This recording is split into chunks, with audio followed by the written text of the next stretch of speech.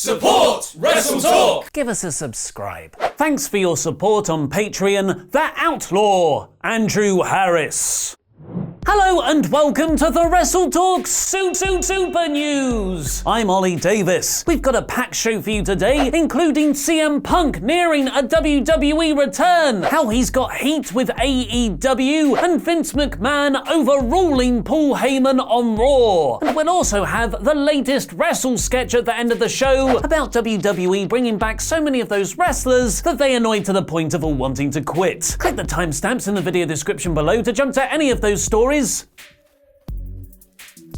right now and answer our question of the day in the comments down below. Do you think CM Punk will wrestle again in WWE? Because I'll be answering comments from out of nowhere saying no, he probably won't. That part of his life is over. I'm sure it's just a presenting thing he wants to develop. CM Punk return to the ring confirmed! Even without the CM Punk news, this is still one of the biggest weeks in professional wrestling history, with Monday Night Raw relaunching itself with a season premiere tonight, NXT going a full 2 hours up against the first ever episode of AEW's weekly TV Dynamite on Wednesday, SmackDown debuting on Fox this Friday, oh, and The Fiend will probably be the Universal Champion at Hell in a Cell once the week's over. Yeah, I keep forgetting Hell in a Cell is this weekend too. And with the wrestling industry entering a new era, so must WrestleTalk evolve to keep up with all the shows. I know change is scary, YouTube comment section. I feel you. But it's also exciting because WrestleTalk is about to enter super mode. As you can tell by our finally updated channel icon, which I have been putting off doing when we rebranded all the way back in March. From tomorrow, the Wrestle Ramble is being renamed WrestleTalk Live, and it'll review Raw on Tuesday, 2 episodes for both AEW Dynamite and NXT on Thursday, a news roundup show with the return of Crap Gimmick Wrestling on Friday, and yes, live on Saturdays too to review Friday Night SmackDown, which Luke and I will kick off this Saturday, broadcasting a special live wrestling event from Nottingham. Get your tickets to that and the Front and WrestleGate shows on the same day by clicking the link in the video description below. We'll also have live watch-alongs for every AEW and WWE pay-per-view, along with WrestleTalk live reviews on the Mondays when they happen. All that, along with even more WrestleTalk news videos to keep up to date with all the inevitable wrestler defections, backstage heat, and of course, Seth Rollins leaving and then rejoining Twitter over and over again. To stay up to date with all of that and help this channel grow in this new era of wrestling, give us a subscribe and enable notifications to always on support WrestleTalk. WWE is actually doing a similar thing, but instead of getting more subscribers, they're just signing up all the wrestlers. Sasha Banks tried to quit WWE at this year's WrestleMania, only returning to the company after August SummerSlam, turning heel and immediately becoming the top female bad person on Raw, and arguably all of WWE, as nobody knows what Charlotte's meant to be right now. Fightful have now revealed that Sasha actually signed an extension to her WWE deal when she returned back in August, likely ruling her out of an AEW move anytime soon. Elsewhere, Wrestling Inc. is reporting the Usos will be returning to WWE TV on this Friday's season premiere of SmackDown. They've been off TV since the 29th of July, largely thought to be a punishment for Jimmy Uso's DUI arrest. And despite everyone reporting John Morrison, Impact Mundo Nitro birthdays, weddings and bar mitzvahs has signed to return to WWE, with both PW Insider and Wrestling Observer claiming the deal has been in the works for a while, he's making fun of the reports but not actually denying them, replying to PW Insider's original story. Thanks for the heads up, PW Insider. Rolling with laughter emoji. Please let me know when I'm signed with AEW or ROH. But as hard as it is to believe sometimes, not everyone is going to WWE.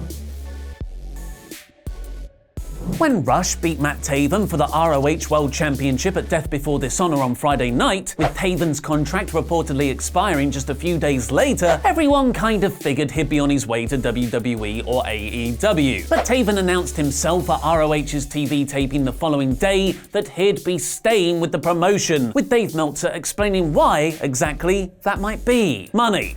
Lots of money, like 3 times more money than anywhere else. It's easy to forget how deep ROH's pockets can be, with their owners being the very large Sinclair Broadcasting Company. As a result, Wrestling Observer Radio is reporting Taven's ROH deal is worth double the highest paid wrestlers in NXT, and could end up being triple that when bonuses and kickbacks are factored in, all while having to wrestle fewer dates. Speaking of highest paid NXT wrestlers, the NXT champion himself, Adam Cole Baby, has been pulled from their Midwest tour due to an arm injury thought to be a radius fracture. Cole is still scheduled to face Matt Riddle for the title on this Wednesday's stacked NXT episode, the main event of the first show going head-to-head with AEW Dynamite. Possibly as a way to make SmackDown more sports-orientated like how their new network Fox wants, Wrestling Observer Radio has also revealed that former UFC champion Cain Velasquez is in serious talks with WWE. Presumably realizing that WWE have already got someone called Cain, so it'll never work, Velasquez is also checking in with AEW and New Japan. He's actually still under contract with the UFC, meaning he could be limited about how much wrestling he can do in the United States, which is why he made his pro wrestling debut in Mexico earlier this year at AAA's Triple Mania 27. Interestingly, that was in a trios team alongside Psycho Clown and AEW co-executive vice president Cody Rhodes. But they did all awkwardly chant a homophobic slur at the end of the match, so maybe Cody wants to get away from that for a bit. WWE might have missed out on Taven, have competition for Velasquez, and had their top NXT champion working injured, but they've got a secret weapon for the opening battles against AEW.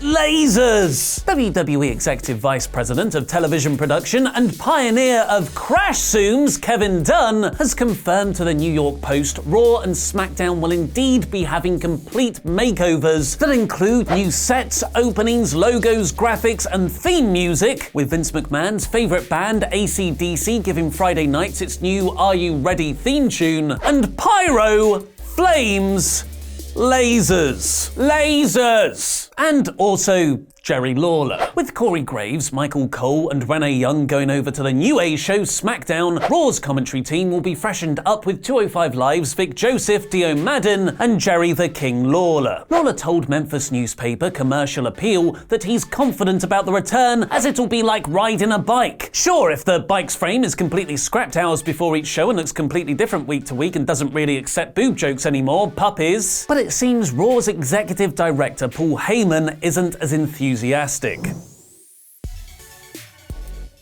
In Lawler's own words, in that newspaper interview, he revealed who was responsible for bringing him back to commentary in WWE. It was Paul Heyman's idea to put Vic and Dio on Raw. Apparently, what I was told, Vince McMahon said, "You can't throw these 2 new young guys on our flagship show. Call King." That's how it happened. Dave Meltzer has since revealed the behind-the-scenes version of this, reporting Heyman didn't want Lawler, but Lawler is in there right now. Despite Lawler saying his return is for however long I want to do it, both Pro Wrestling Sheet and the Wrestling Observer are reporting it's actually only a temporary role, with speculation that either Mickie James, who made her commentary debut on last week's WWE main event, or longtime NXT and 205 Live announcer Nigel McGuinness will soon replace him. Or, in speculation that's 129% confirmed, CM Punk's returning to everything! After walking out on WWE in early 2014, CM Punk has had a very antagonistic relationship with the company, even publicly accusing Vince McMahon of bankrolling the Dr. Chris Amann defamation lawsuit against him, a case Punk eventually won. While people, mostly me, were optimistic he could return to wrestling one day, it was assumed that would never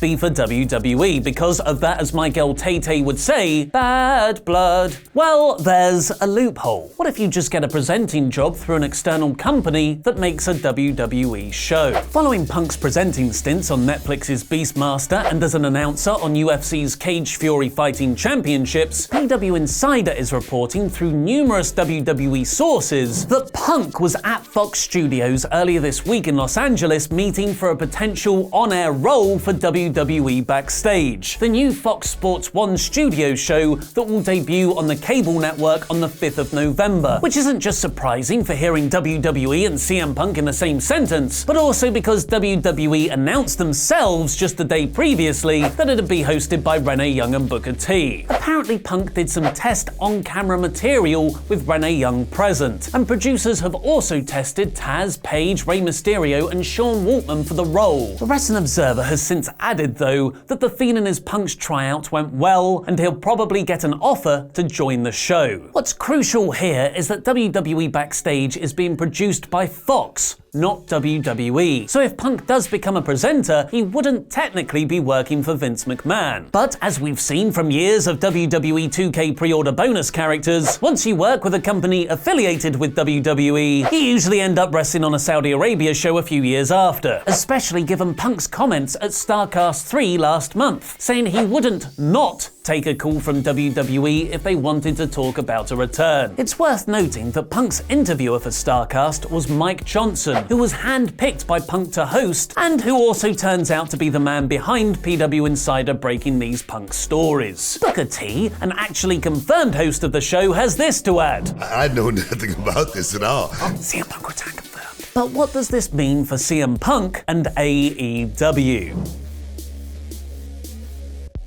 AEW and Punk have been flirting around working together ever since All In last year, with Punk even headlining AEW's convention partner StarCast last month. But as we've been told again and again by Punk, you can't just text him with a detailed storyline, series of opponents, 3-year long-term booking plan and specific money remunerations. You've got to have something concrete. Cody and Brandy Rhodes have now spoken to Collider Live about Punk's continued claims that texting offers isn't really a way to do good business, saying, "He did kind of make us look like dumbasses, saying we sent him a text offer. I'm sure we texted him, but we also called him. Someone also met you in a coffee shop. We made genuine efforts. But in this case, 2019, it's been quite some time away from the ring. We gotta focus on who really wants to be on board with us versus going out and finding someone who perhaps doesn't really want to be part of this." Dave Meltzer has added that AEW officials feel disrespected by Punk. Cody did say that the door is always open though, because the fans have never given up on Punk,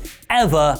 It's crazy. Punk is potentially just one of the many wrestlers WWE are bringing back for the war against AEW. Let's have a look at the others in this month's installment of Wrestlesketch, edited and co-written, of course, by the brilliant Vinny Shui. And then I says, size does matter! Ha ha ha! Ha ha! Being small means you're less of a person. Vince, I think that's enough vertically challenged jokes for now. Don't cut me short, pal! Enough. God damn it, Trips. You used to be fun. Remember the fun we used to have? Yeah. Burying all those young wrestlers, having you win all the time, when you drugged my daughter and married her. That was when we became BBFs, best brothers forever. Get off me, Shay. Those were fun, but the wrestling world has moved on, Vince. Hell, the world has moved on, and we can't just bury everyone anymore. Not even Mike Kanellis? No, you can still totally bury Mike Kanellis, but with NXT on USA now, SmackDown moving to Fox, and competition in AEW, we need every wrestler we can get. God damn it, Trips. When you're right, you're right. We're in a war! We've got a lot of very talented wrestlers who aren't doing anything right now because we've pissed them off and they're trying to quit. So let's make stars of these people. First up is Sasha Banks. Let's give her a farting gimmick. No, Vince, remember, we're making stars now. Damn it, you're right. Turn her heel and fight for the title. There you go. I'll just job out Bailey instead. What was that? Nothing. Next up is Rusev. He banged Maria. Vince. Okay, he's now an intense killer with a mustache who squashes people. But we still get to bury Mike Kanellis. Now you're getting the hang of this. Luke Harper. But Trips, he's so bad at southern accents. We need all the help we can get. Put him with Rowan then. Great idea, Vince. Finally for today, I've got a request from Paul Heyman that we can focus on someone we haven't pissed off yet. Cedric Alexander. Oh God, but he's so short. I guess,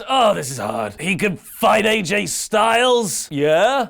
for the US title. You're so nearly there, Vince. But AJ squashes him and the OC keep beating him up. No, Vince. I tried, Trips. I tried. We gotta bury him. Give me this one. You know I'm good for it. He's not even tried to quit yet. But Vince, we can... Oh, yeah. Well, that's actually a good point. I guess we can do what we want to him. Burial it is. That didn't Gallows and Anderson resign? Yeah. Well, send them in. I want to talk 24/7 titles.